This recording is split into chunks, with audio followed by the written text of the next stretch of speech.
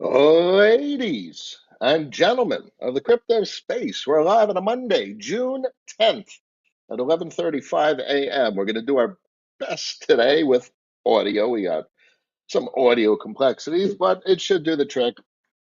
If anything, I'll do better next time, and that's on a Wednesday. So we will make do. We got Bitcoin at almost $70,000 again, and we're wrong. What if we're wrong? I like to think about what if we're wrong quite often, and we discuss that on private Discord quite often. And I think about that quite often. And I've spent the last 2+ years of my life reprogramming the way I think about what if you're wrong. Because in reality, as a human, you should expect yourself to be wrong. You're going to be wrong and you're going to be right, which means a different methodology is required in order to manage capital, knowing that you're going to be wrong a good part of the time. And, I don't want to beat a dead horse, but that is what we have to do to really instill such alternative methodologies. It's not about being wrong or right. It's not about timing the market. Your job, your fiduciary obligation to yourself, is to accumulate assets because that is what has occurred over the last 50+ years, where those with assets are generally more wealthy than persons without assets.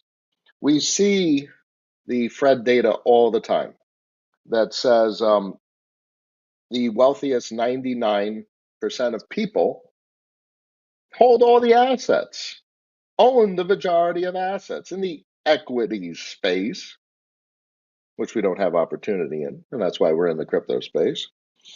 So if that's what they did and that's what they own, and we, the majority of the general public, are around, what if we're wrong? What if it's going to crash? Okay, so it crashes. And then they fix it. Because if it crashes and they don't fix it, does it matter? So that very simple observation indicates buy things, buy assets.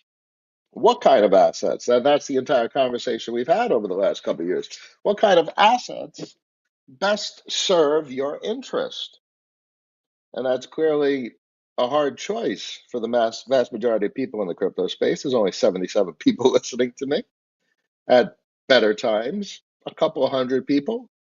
The majority never get to hear this story. The majority are chasing some stupid meme shit, some stupid shitcoin, and they'll never be able to do anything other than that because it's a complicated story and a complicated mental reprogramming required in order to overcome emotions, overcome very common sentiment of how people look at the markets in a very unsustainable way.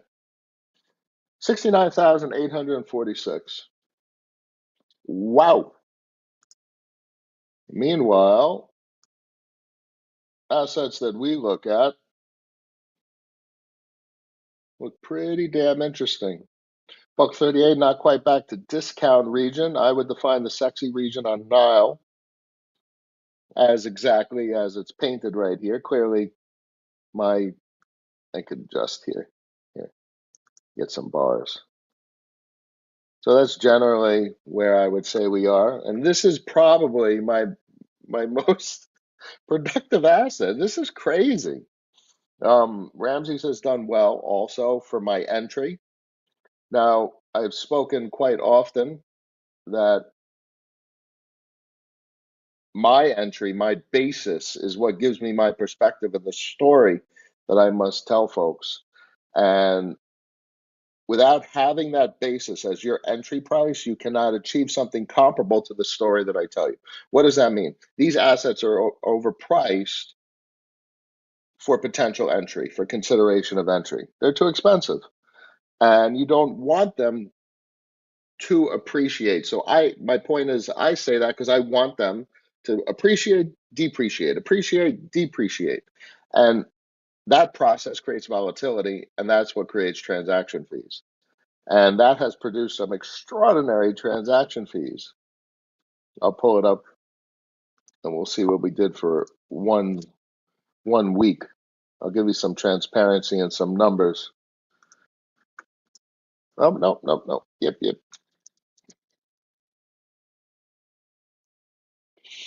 So Nile for the week has produced $1,038.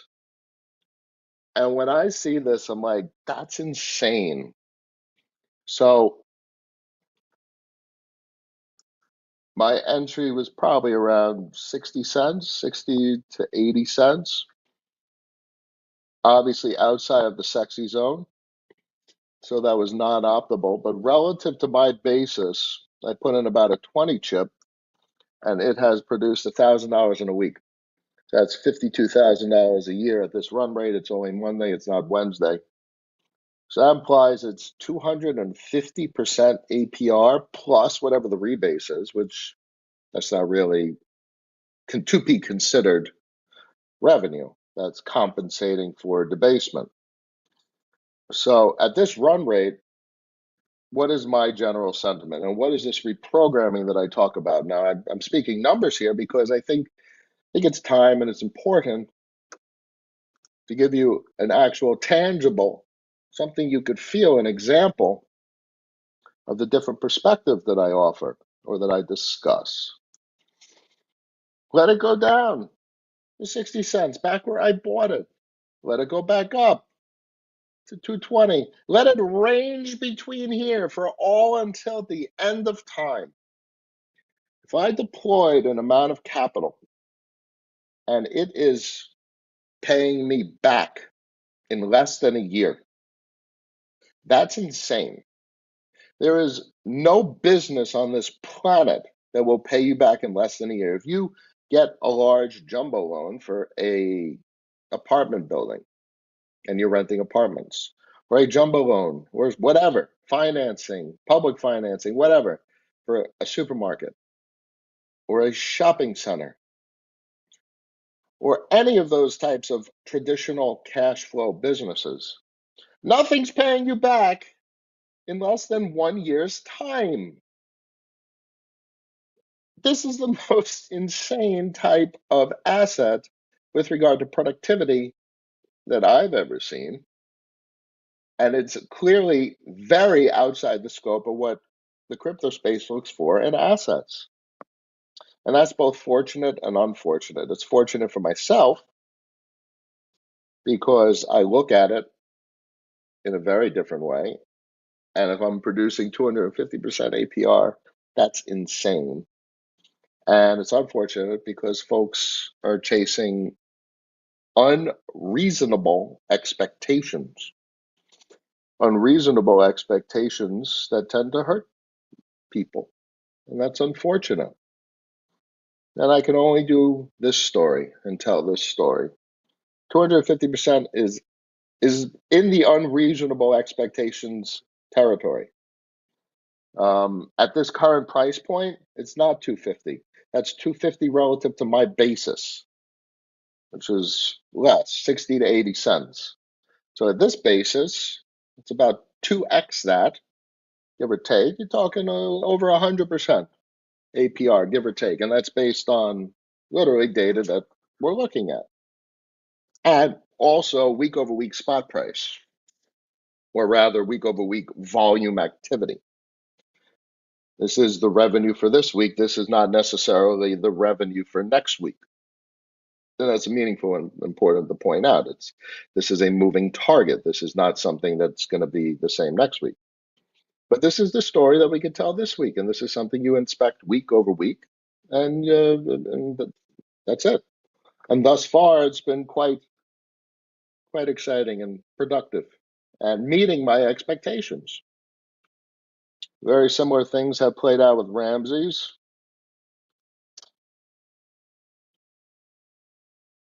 Ramsey's $603 for the week. I was also about a 20 chip deployed. Now, Ramsey's is even more of an exacerbated story. It's sitting at 4.8 cents. General public will see these price moves and be like, "Oh, you didn't capitalize on a 10x, a 20x on the money." My entry was 1.8 cents. We're at 4.8 cents. It's almost 300%, 200 plus percent, um, relative to basis. So relative to my basis, it's producing over 100% APR. And that is what sets my expectation. And that is what sets or allows me to assess my X, Y, and Z, and what gives me my comfort in my what I've constructed, allows me to judge how successful I've been in what I've chosen. And from an XYZ standpoint, these are extraordinary. Z is obviously still very much always to be evaluated. Z being how long is it likely to continue to last? And that's why I've often highlighted the more immutable a set of code, the more secure you are in your Z assessment. So these happen to be mutable. They're ongoing development projects, which is very important. And how do you how do you consider that from a risk assessment? Position size. That's probably the most reasonable thing to say. From of a cash flow type of opportunity in these crypto markets, I think these VE33 exchanges have turned out to be quite interesting. Um, I don't need to rehash too much of the history of them, but in brief, this is Andre's original ideas, and they have climbed the leaderboards of basically all the chains, all the markets that they are on, and they're dominating from a volume perspective because it is a race to zero with regard to fees, and this bifurcated incentive system is exactly as Andre originally talked about it. It's an interesting way of separating incentives, and I think that I am looking forward to seeing how they play out over the next years. How do I assess my degree of comfort? I am much more comfortable with my curve exposure. These assets are much more productive than curve ecosystem, but they are far more mutable. Mutability is extremely significant, and it should be very meaningful in you finding your comfort. So the title of today's stream is You're Wrong. Now, I'm right, because being wrong has nothing to do with price appreciation, as I just showed you in these charts. I am meeting my expectations. So if you redefine what your expectations are, you may very well not be wrong, as the general public tends to think they are when they see meme coins crash or extreme volatility that's not in the direction they want. You see the sentiment on social media, you see the headlines and people's opinions. It's all over. And we could look to obviously macroeconomic data to indicate, yeah, it's probably heading in a very shitty direction. But it's not all over, especially if you redefine what your expectations are. Anyway, I hope that helps. Happy to talk about any of these topics, answer any questions. Let's go through the commentary. Let's check on our headphone battery. All right, we're good to go for the time being. Let's keep it cruising. Samuel in the house, good morning. Finance Goblin, good morning. Where Noah? Noah is in a different room. I wish I had better headphones. I'll get them probably for Wednesday. Trying to understand curve and the curve wars better, as I'm smooth brain individual. Do you have a vote to earn platform fee? Do you have to vote to earn platform fees? Yes, but you don't have to vote. There's auto compounding protocols. Stake DAO and Yearn offer such products. That is something that is a product that is offered by these companies, Yearn and Stake DAO.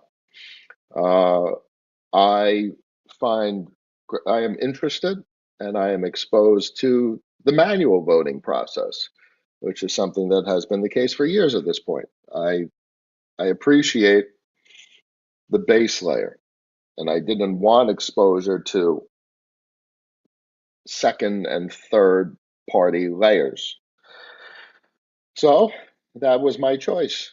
And it's base VECRV for myself. And that is something that folks can consider for themselves as well, because Curve certainly is not at a premium. But as I talk about the charts of Nile and Ramses and how they go up and come straight back down, the emissions of all of these protocols, including Velodrome, Aerodrome, that are very high emissions, higher than the lock rate. The emissions are disinflationary. They are decreasing emissions over time, week by week. And that's a core offering that Bitcoin taught us about, a disinflationary emission schedule. Now, obviously, there's long tails, and there's even long tails on Bitcoin. That's going for another 100 years. Seriously, it's a long tail of emissions on Bitcoin. And there's a long tail of emissions on these assets as well. And opportunistically or cyclically, when lock rate is greater than emissions, price will go up.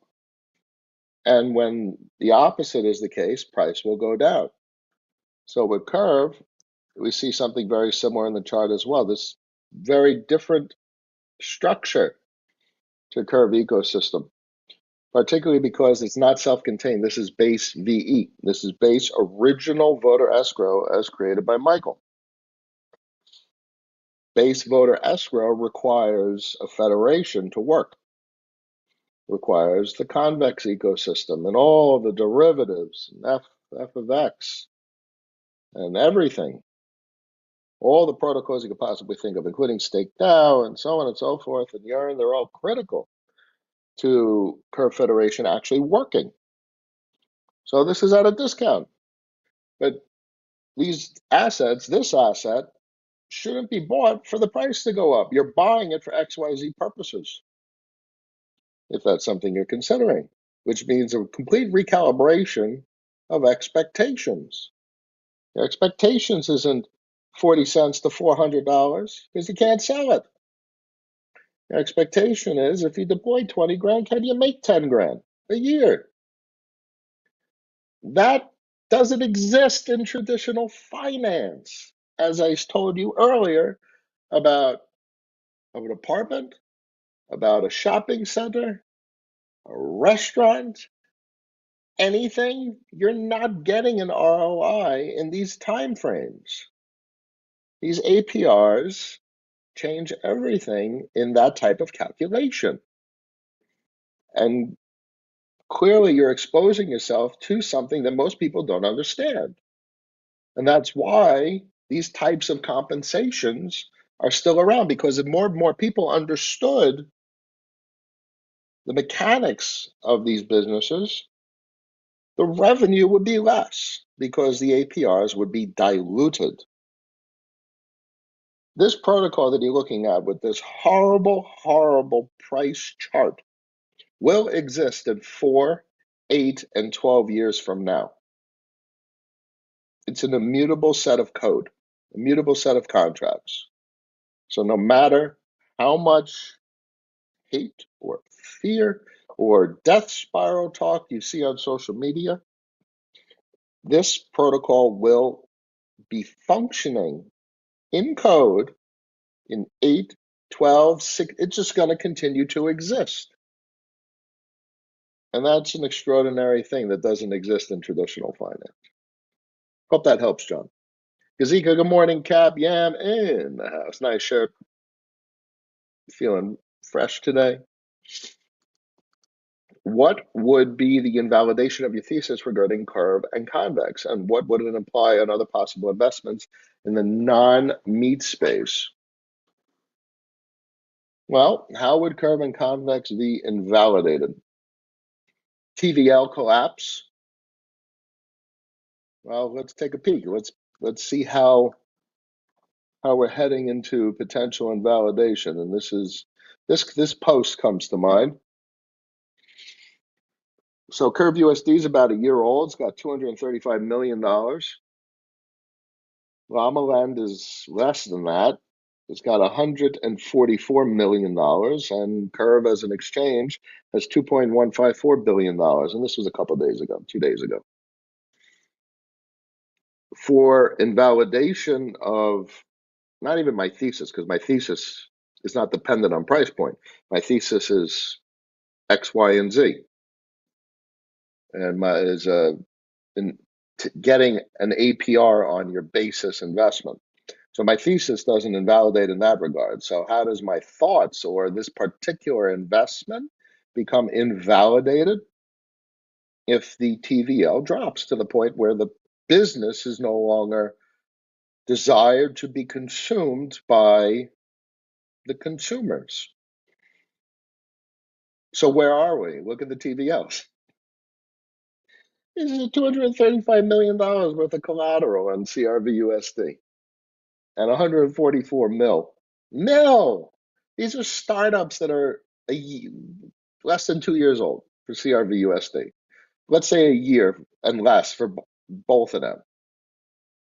That's a crazy startup because they have no debt, no DevOps, no server infrastructure. They don't have any OpEx at all. That's crazy. So we would see it in the TVL. If Curve AMM was bleeding out and it was down to 200 mil, 50 mil, 10 mil, and no one was using it anymore. So these are transparent balance sheets in many regards. When you look at TVL with regard to these protocols, not just Curve, you're looking at consumption and how people's trust and actual human beings deploying capital. And then these numbers are absolutely extraordinary. So what I've seen thus far in 2024, June, I've seen survival.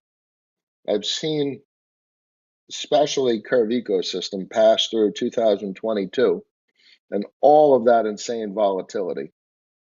And I've seen these protocols survive with a tremendous amount of capital, billions of dollars worth of capital. I mean, look at Aave. Aave doesn't have the best technical setup, but it has many billions of dollars worth of capital deployed on it. Frankly, it has a decent technical setup from a monthly perspective with the resistance flip support on the time weighted average price. That's another story. It's a very large market cap. Anyway, I'm not going to digress into Aave, but it's a hell of a business. They flip their fee switch on and they start cranking out 20% APR. That would change in good part the way I think of it as investable. Currently pays less than 5%, which is less than the risk-free rate of return, which means there's opportunity cost associated with such an allocation. Hope that helps, Kazika. Yeah, crypto pumps when global liquidity increases, but when global liquidity decreases, bank bankruptcies are more likely, hence holding crypto should be safer. Not necessarily.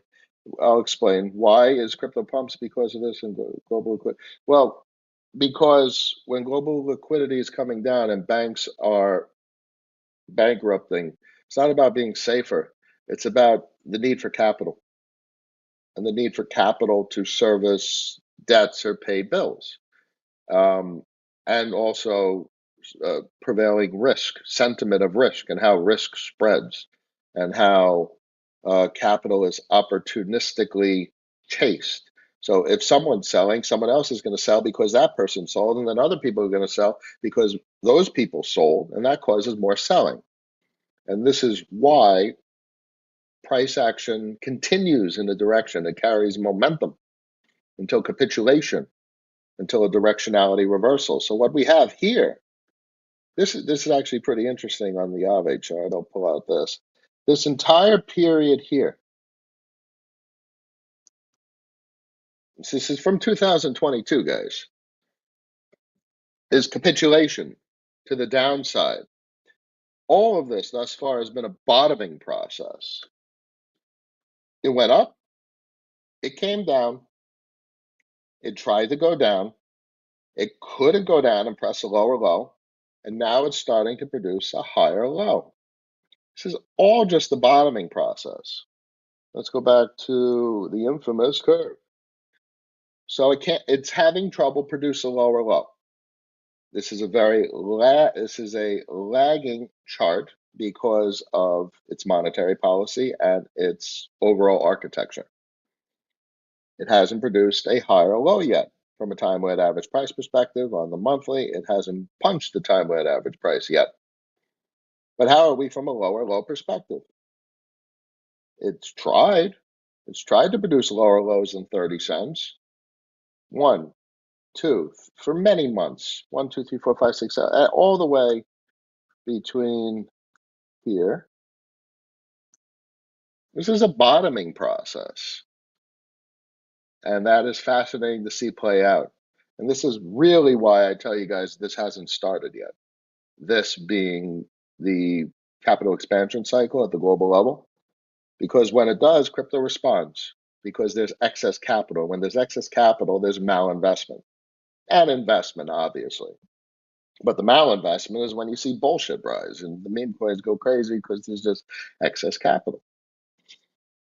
But this has all been, until today, still a survival process, but especially when you look at the assets from previous cycle. I don't like calling it previous cycle. I like thinking of it as just a continuous cycle. This is all just the emergence of this new market of fintech products and services. So the second part of your statement, Yam, is most important. Where's liquidity and when's it going to go up? And that's why we talk about macro the way we do. Move's still at 91. With the amount of debt they have to refinance this year, at some point they're going to have to arbitrage move down to allow the world to absorb it and consume it and expand the global currency supply. And they want that because they want to further entrench the dollar. And they do that by crushing the volatility in the collateral market, the pristine collateral market. And if everyone's taking out more debt on an ever increasing amount of US debt, and it's all dollar denominated debt, that further entrenches the dollar and in the structure of the system with regard to settlement. And it hasn't started. When this is crashing, when the move indicator is crashing and you're down below the 100 on the monthly, you're down the 70s and 60s and 50s, things get weird. And we're not there yet. It's June.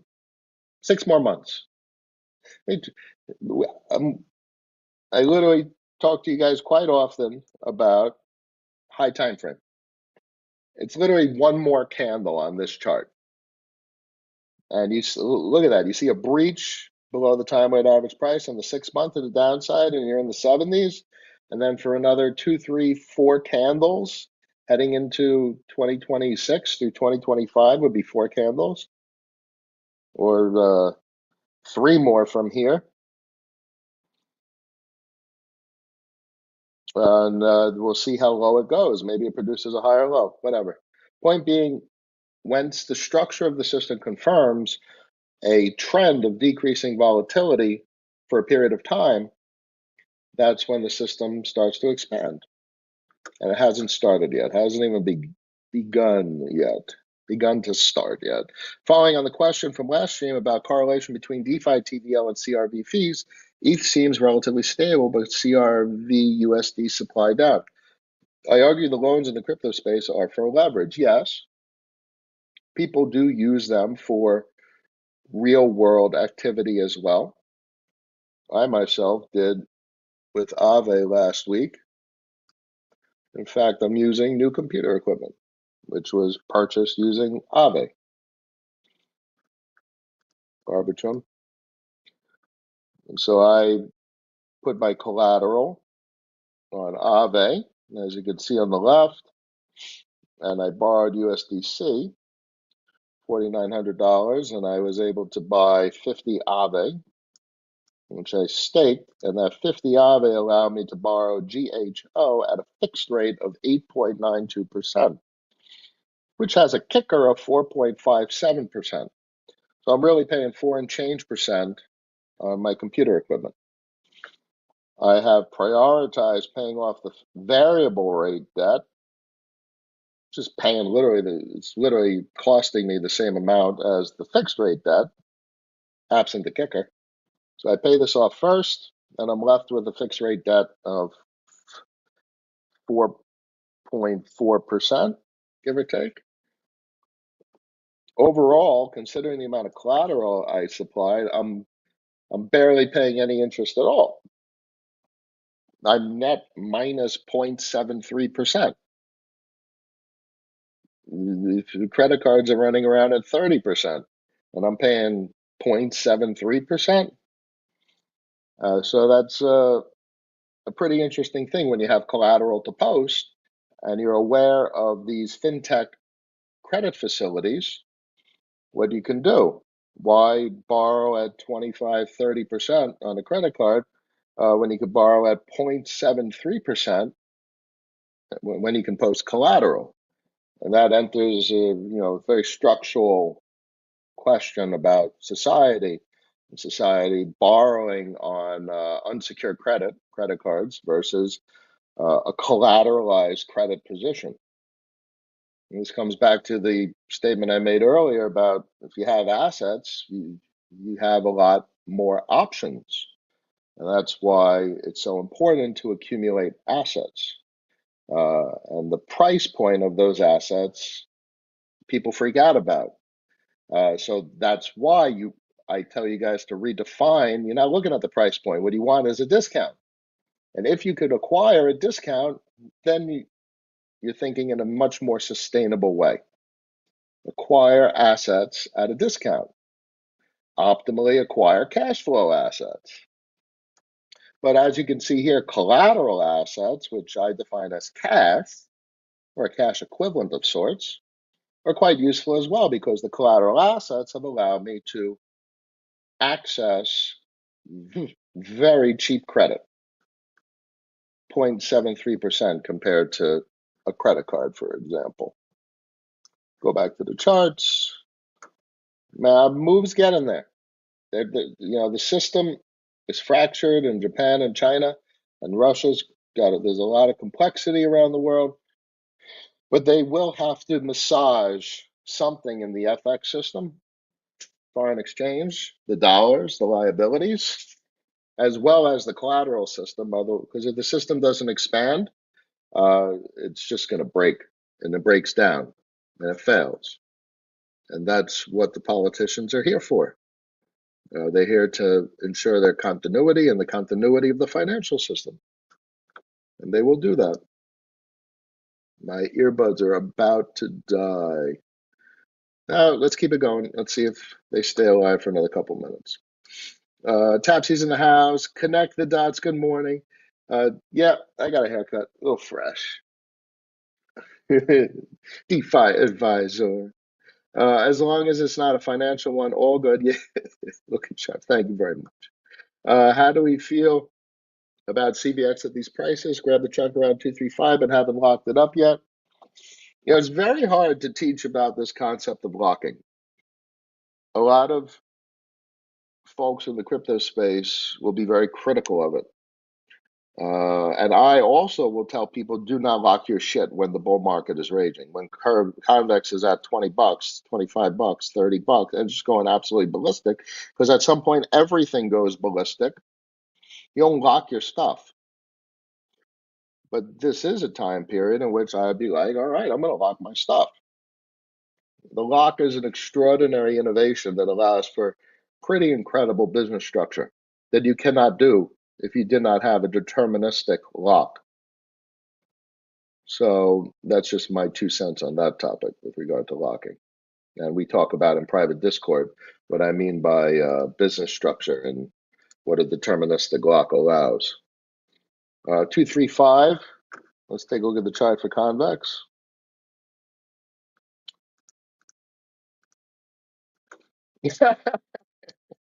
It's straight down.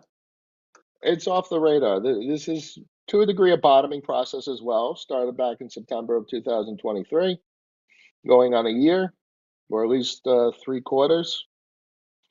Um, there's no indication that it can't go any lower. It could go lower. It's off the radar. All of these assets are not front and center in the crypto markets because they don't produce the asymmetric returns. They have, marginally increasing supply. Convex doesn't have much of an increasing supply at this point. Um, but it's complicated financial product, and that's not what the general public wants to consume. General public wants to buy $100 worth of something and have it turn into $1 million, not deploy $20,000 and make $10,000 in a year. So that is an unfortunate reality that the sophisticated fintech products of the crypto markets will be the last to get appreciated. But that is the only perspective that one I can offer to folks responsibly and reasonably, and the only one that I could process as well for myself is in a sustainable way. Back years ago, I myself also got frantic about financials. And the last thing I will do in this cycle, whenever it comes, is be frantic. I will be cool and calm and prepared, and I will understand why markets are doing what they're doing. And there will be nothing that will surprise me other than some sort of volatility bomb at the global macro level, which the fact that I just said that means I still wouldn't be surprised. I'm kind of expecting that. And if it doesn't occur, all right, they were able to manage it. And then if they manage it, great. Then everything just goes up. And that's why I said path versus destination. Destination's up. Destination for asset prices is up. The question is the path, whether it goes down first, then up, or just up. The destination is the same. And that's why the only calculation that's so important from a financial management perspective is what kind of discount you got and how cheap you were able to buy things. That's why it's so much more important to focus on business structure than it is asset prices, because the asset prices are pretty easy. You just want to get them as cheap as possible. Now you have to manage your income in hopefully a tax optimized way. And now you've really optimized things rather than being frantic. Yeah, question about taxes and deleveraging myself, securing fuck your state through thoughts about buying a house on third world country and taking taxes into consideration. So the hardest part of taxes is personal taxes. You have no control whatsoever with personal taxes. If you are doing capital management and you own these assets personally, um, my phone's die. Yeah, hold on. Let me switch audio. Might not best I can. So personal taxes are the worst thing you could do to yourself. At minimum, you want to entertain some sort of corporate structure, but I would also say corporate taxes are also doing yourself a disservice. What you want is optimally private contracts, a trust structure, and that is going to offer you the best optionality. Now, this is a complicated topic, and I've been dealing with this for years. And it's not something that I could really answer in short order during a stream. It's literally entire conversations to be had.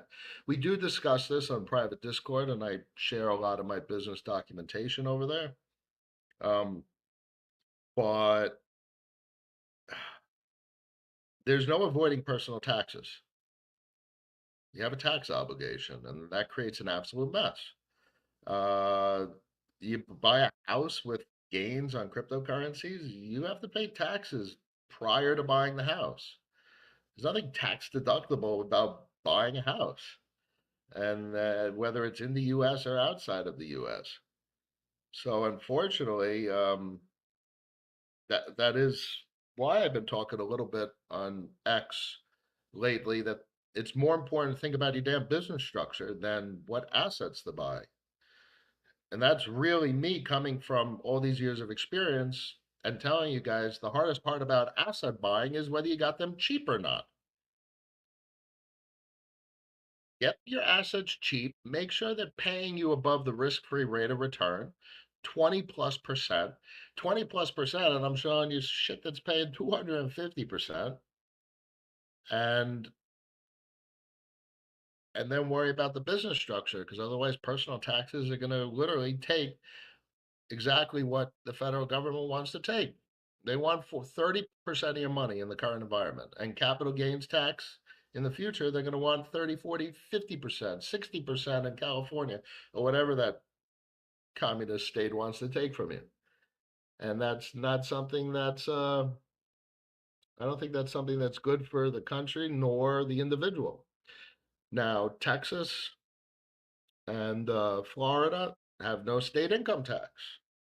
So that's a very meaningful thing. And that's something I've talked about often, geopolitical, geographic arbitrage. So you can move to another state to have a more favorable tax situation from a personal standpoint. Um, Now, I don't necessarily consider expatriating capital outside the US. As much as the world is a complicated place, the United States is still quite remarkable. As much as a lot of the rule of law is questioned on social media, the court system is a third branch of government, and they love their law. They love the courtroom. They love the argument process. And the pen and the paper and the notarization in the United States is a remarkable thing. If you can express an argument that is substantiated by precedents and what's called common law, you have great power. And that is a good part of what is still quite special about the United States. The rule of law in a courtroom um, is not subjective uh, in most part, because if something is unambiguous in form, it is strongly arguable and very hard to invalidate, because invalidation sets precedents, and change of precedents is what the entire system protects itself against. What the politicians do what they do, and they do their trading with their access to information. They love their situation, and the wealthy families, they protect the old laws. So the law is a very interesting thing. I've been reading way too much law shit lately, but it gives you great power. Hope that helps. All right, and good morning. Uh, Sir Joe's in the house. John Doe, thanks, Cap. Rarely get a live stream, but I've loved listening to your approach over the years. It has been years, my man. You've been doing this for a long time. Rupert, Rupert's in the house. Howdy. Puerto Rico. Puerto Rico has tax advantages. It's part of the United States. Um, it's not part of mainland. Pros and cons. Mainland's a big piece of land. And there's obviously benefits, geographic benefits to being on mainland. And those are interesting things to consider. Geographic arbitrage is a big deal, and you just said literally a geographic arbitrage consideration. If you want US rules and regulations that are slightly modified for Puerto Rico jurisdiction, that is a consideration. Raul, Luther was the story behind Linnea. Linnea is consensus, and consensus is the original business entity that kind of was formed after, Ethereum and the DAO started getting off the ground. So I happen to have an interesting opinion of Linnea. I I do fear the things that Chris Black talks about. Very controversial figure, but I appreciate his perspective. And there's reason to fear centralization and and what the L2s do with the validator sets and without the zero knowledge proofs. Can you really have uh, a decentralized validator infrastructure? So this plays into position sizing, but from an exposure perspective, from an investment perspective, Linnea as a chain, as a market, is interesting because of what consensus's interest may be. Clearly, consensus has interests in expanding and having people consume its market. So that rightfully sounds enticing from an opportunity perspective. And the same risk exists with Arbitrum and Optimism. And until you have your full decentralized validator set, that's the only time in which those types of risks will be diminished. So manage risks with regard to position size. And that's why no matter what happens with CRV as a token price, uh, what are the risk considerations? It's an immutable set of code on mainnet, not an L2. This is mainnet. So this is dependent from a risk perspective on the proof of stake Ethereum network.